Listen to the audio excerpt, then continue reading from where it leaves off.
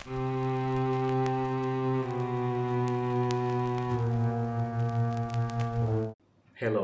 I'm Arvan. I will tell a story for you.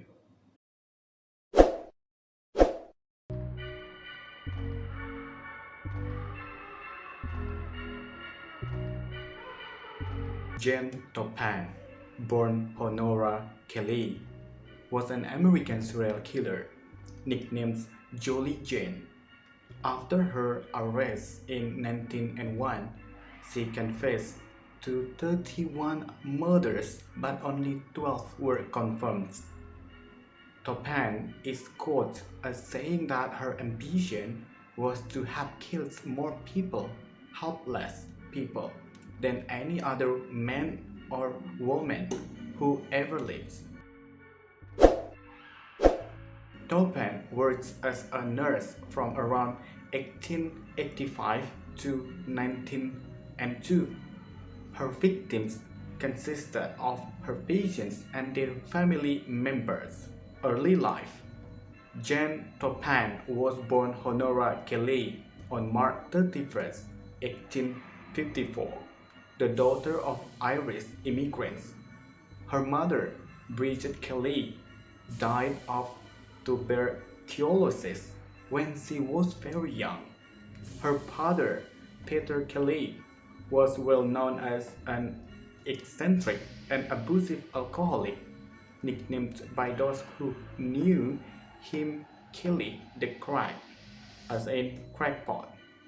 In later years, Kelly became the source of many local rumors concerning his supposed insanity.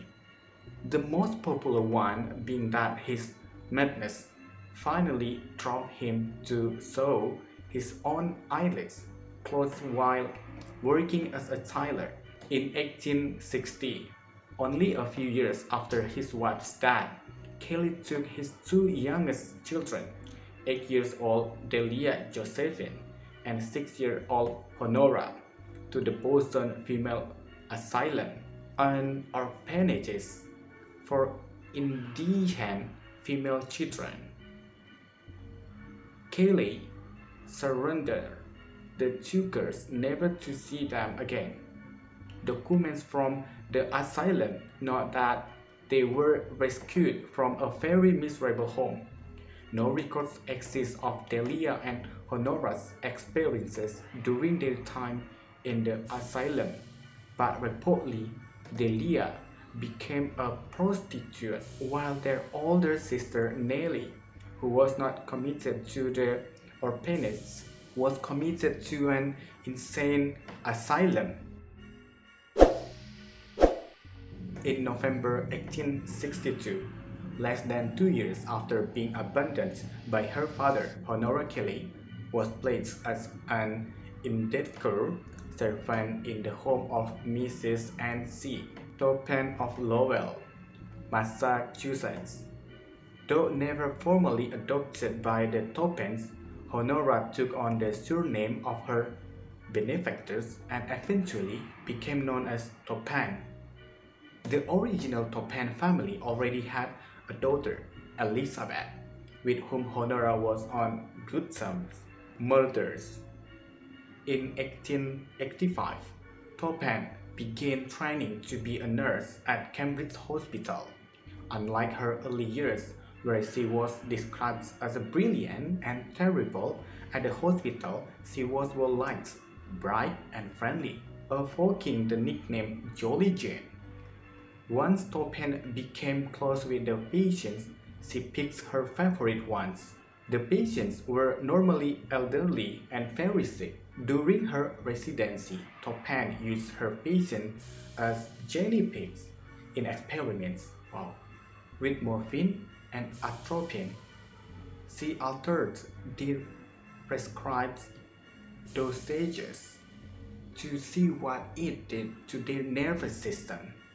However, she spent considerable time alone with patients, making up fake charts and medicating them to drift in and out of consciousness and even getting into bed with them.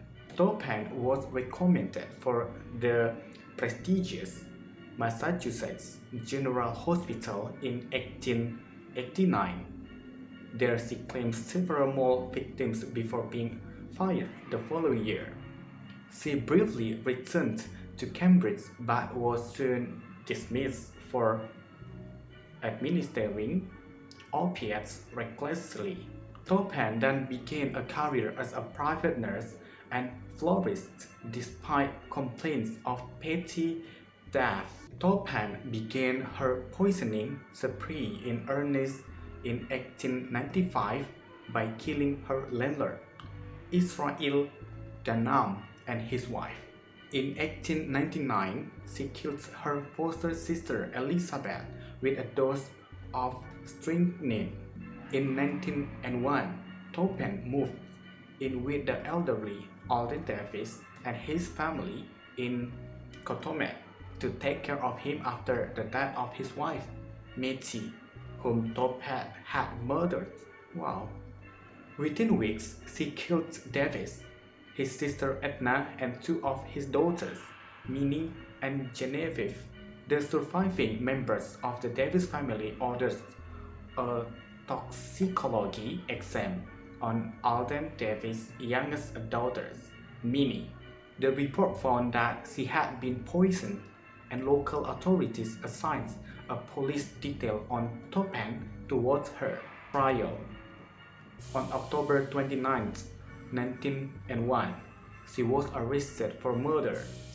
By 1902, she had confessed to 31 murders. Soon after the trial, one of William Randolph Hearst's newspapers, the New York Journal, printed what was purported to be Toppan's confession to her lawyer, claiming that she had killed more than 31 people and that she wanted the jury to find her sane, so she could eventually have a chance at being released.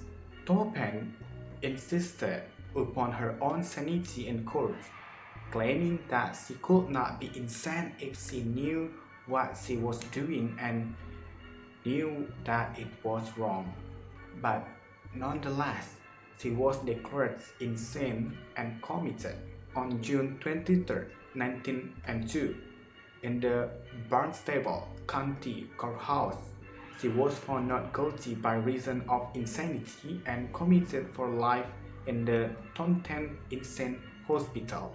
When she initially came to the asylum, she refused to eat, afraid that her food may be poisoned, which the newspapers quoted as an ironic reference.